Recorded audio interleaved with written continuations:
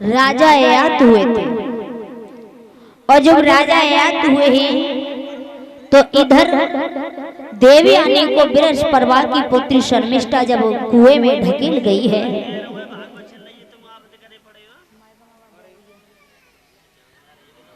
और जब कुआं में ढकेल गई है तो देवयानी पड़ी पड़ी बिलख रही थी।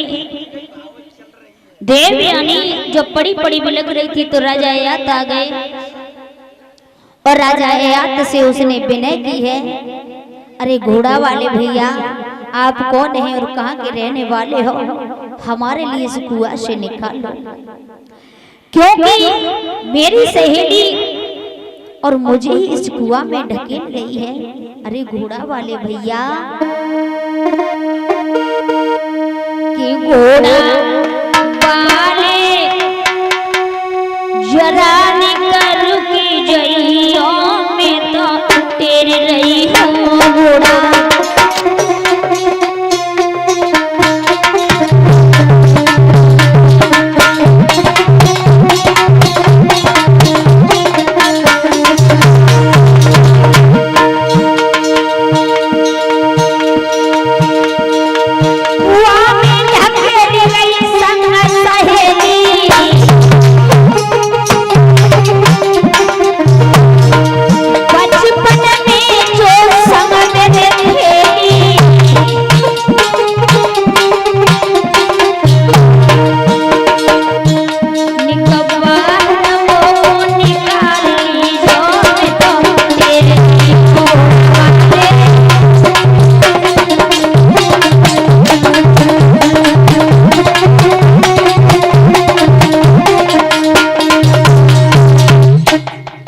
जैसे ही देवयानी ने राजा यात से कहा, यात आगे बढ़े हैं तो देवयानी ने कहा कि आप इधर को मत आना, क्योंकि मेरा बदन देखने लायक नहीं है, वस्त्र नहीं है मेरे बदन पर।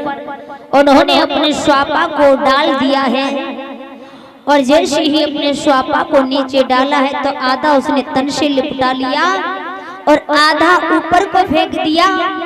उस स्वापा को पकड़ करके और राजा यात ने देवयानी को बाहर निकाल लिया।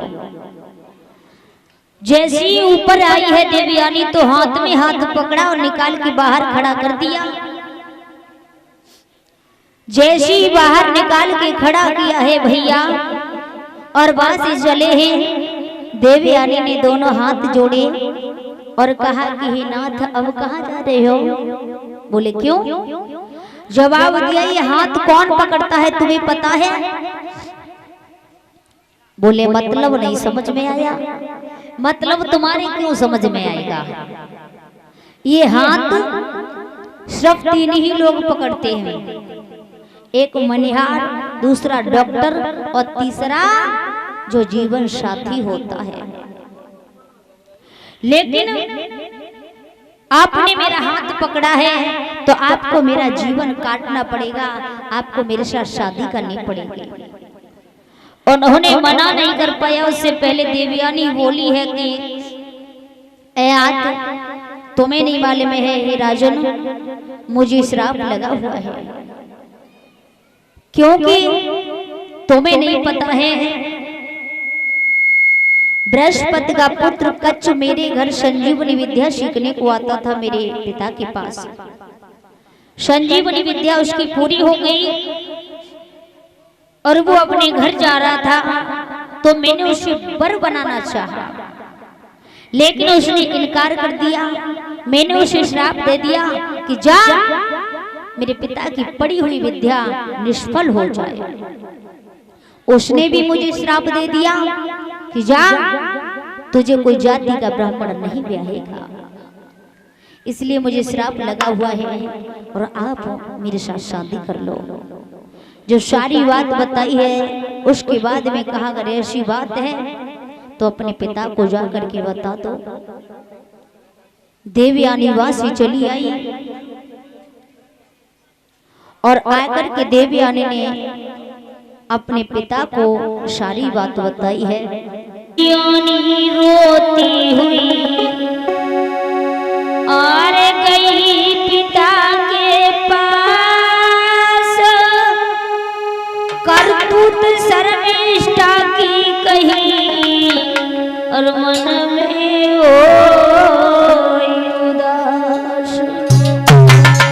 शर्मिष्ठा के बारे में सारी बात बताई है देवयानी ने जा करके अपने पिता को, लेकिन जैसी सारी बात बताई भैया शुक्राचार्य को बर्दाश्त नहीं हुआ और शुक्राचार्य कहने लगे हैं इससे अच्छा तो मुझे यहाँ से चला जाना चाहिए। क्यों? क्योंकि ये तो हमारा अपमान कर रही है बुरा भला कह करके, लेकिन होना भी यही चाहिए। अगर जाति के पंडित हैं, जाति के ब्राह्मण हैं और जिस जगह पर अपमान हो उस जगह पर एक क्षण भी रहना उचित नहीं है कि पंडित कर्म के कर्म से होए कहीं अपमान, नहीं रुके क्षण परिवहन और हो तो उसी में मान। भैया लड़की को लेकर के गुरु शुक्राचार्य चल दिए। बृहस्पतिवार को मालूम पड़ा कि गुरुजी मेरे जा रहे हैं तो बड़ा बुरा लगा और रास्ते में पहुंचा है। दोनों हाथ जोड़े और दोनों हाथ जोड़ करके बोला है कि हे गुरुदेव क्या भूल बनी जो आप जा रहे हो मेरा घर छोड़ करके। तो जवाब दी है मैं तेरे घर नहीं रुकूंगा। क्यों?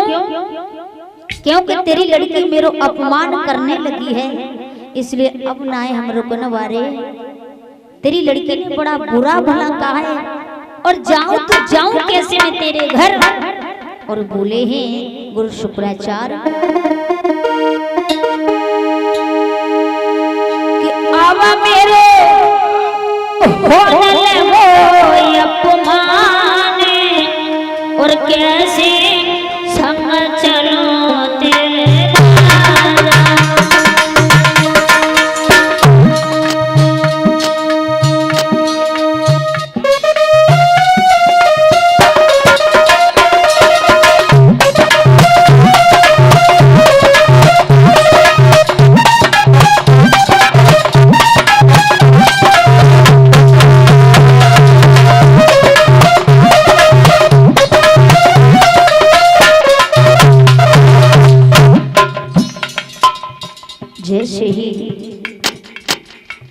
गुरु शुक्राचार्य कहने लगे हैं कि हे बृहस्पतिवार तेरी पुत्री शर्मिष्ठा ने मेरा बड़ा अपमान किया और मैं किस तरह से तेरे घर लौट करके जाऊंगा, कैसे मुंह दिखाऊंगा, मैं जाने लायक नहीं हूँ। क्यों?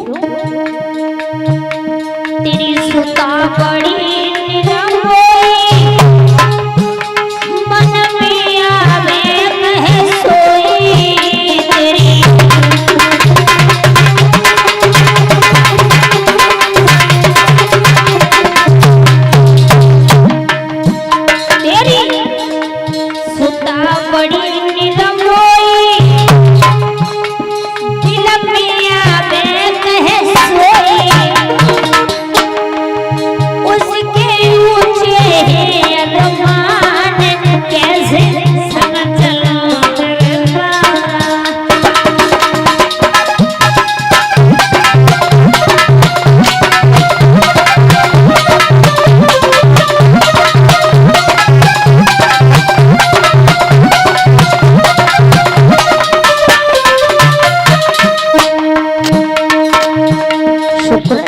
कहने लगी हैं कि हे राजन तेरी लड़की ने इतना बुरा भला कहा है, इतना बुरा भला कहा है, वो तो मुझे ही पता है।